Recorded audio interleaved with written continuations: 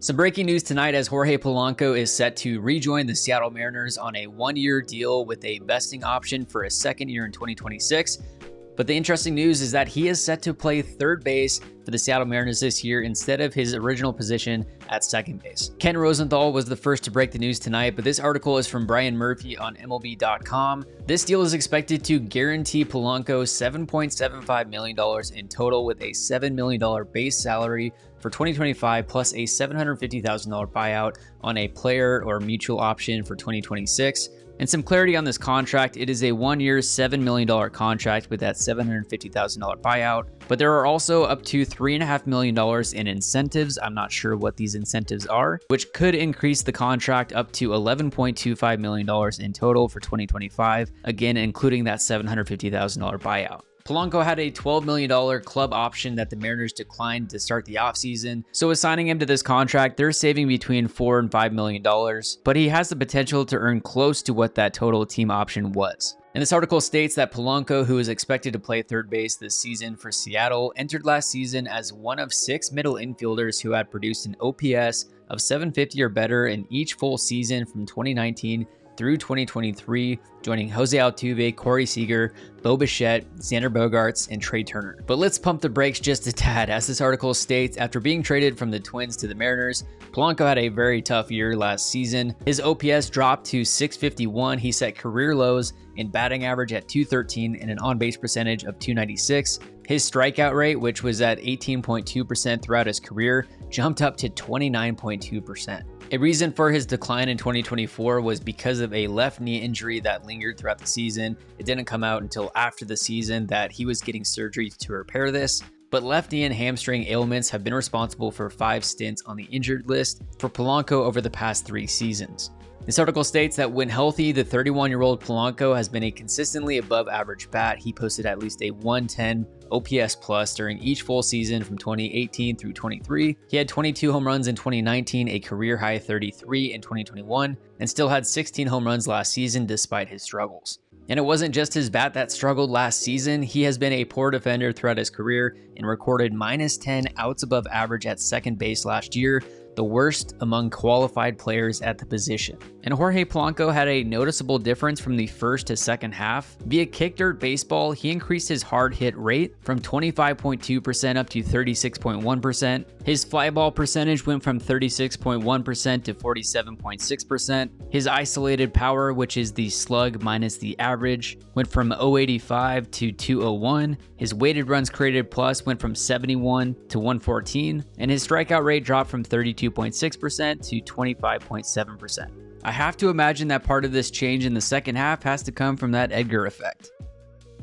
An interesting note from the Astros beat writer from The Athletic is that the Houston Astros seriously pursued Jorge Polanco with plans to play him primarily at second base and move Jose Altuve to left field. Now the Astros will turn back again towards trying to get Alex Bregman. After this pickup of Jorge Polanco for $7 million for this year, not including the buyout, they have now spent $10.5 million on free agents this offseason, including Donovan Solano's $3.5 million, Jorge Polanco's $7 million, and the estimate on their budget coming into this offseason was somewhere in the range of $15 million. If you take that 15, subtract out the 10.5, they have somewhere around $4.5 million left to spend. Here are his fielding logs throughout his career. He has spent the most time at shortstop throughout his career. 9 seasons, 501 games were spent at shortstop. He has played the second most games at second base over a 5-year span, 392 games, largely in those last 3 years of his career. And as far as holding down the hot corner at third base, he has played in just 24 games at third base so far in his career. He played 9 games at third base back in 2016 when he was 22 years old, and then in 2023, he played in 15 games at third base. Looking at Jorge Polanco's splits from last season, that left knee injury impaired his ability to hit lefty at the plate more so than righty last year. He did have 339 plate appearances batting as a lefty compared to 130 plate appearances batting as a righty. However, when he was facing right-handed pitching or batting as a lefty, he had a 198 batting average and a 646 OPS, whereas when he was batting as a righty against left-handed pitching, his batting average was about 50 points higher. He had a 250 batting average and a 664 OPS. And I was certainly on the bandwagon of wanting to pick up Jorge Polanco's club option for $12 million, even though yes, the Mariners' budget is severely limited, but I was of the mindset that if you want the most out of your roster, you need to bring Jorge Polanco back. Don't take any risks by waiving his club option. And after all, here are his career platoon splits, even after this atrocious last season, versus right-handed pitching, so as a left-handed hitter. As a career hitter, he's at a 261 batting average, a 784 OPS, versus left-handed pitching, so as a right-handed batter, he's now at a 267 batting average, a 722 OPS. When the Mariners traded for him last season against the Twins, he had right at a 268 batting average from both sides of the plate. With the Mariners roster as it currently stands, after getting their big splash in Donovan Solano, as well as getting Jorge Polanco to play third base, this is what you might be seeing on opening day with their lineup.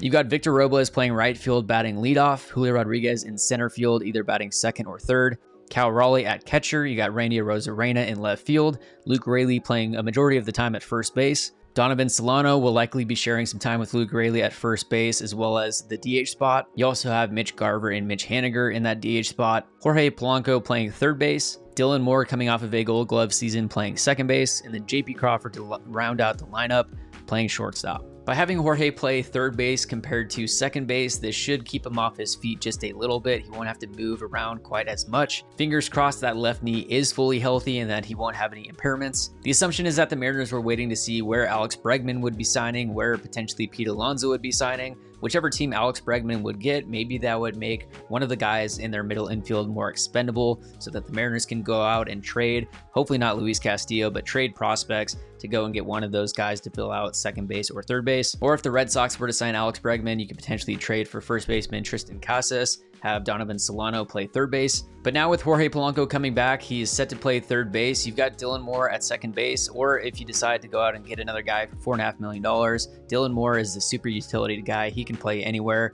Potentially Jorge Polanco can go between third base and second base. And a guy that is still out there on the free agent market that could be playing third base next year for the Mariners, well within their budget, is still Yoan Moncada. Switch hitting, former top prospect for the Red Sox and the White Sox. He's heading into his age 30 season. He is going to be looking for a prove-it deal. He has dealt with injuries throughout his career, but it's similar to a Victor Robles situation where you take him out of his prior environment, all of the pressure of being a top prospect, put him in Seattle to where there's no real pressure on him to perform, no expectations, and Yoan could bounce back and have a solid year. So let me know your thoughts in the comments below on this pickup of Jorge Polanco. Who else should the Mariners go get with their $4.5 million left in their budget? And let me know if you agree with Adam Jude's lineup or how you would re-slot some of those guys throughout. To stay up to date on all things Seattle Mariners, make sure to like and subscribe to the Couch GM, follow me across social medias, and we'll see you in the next one.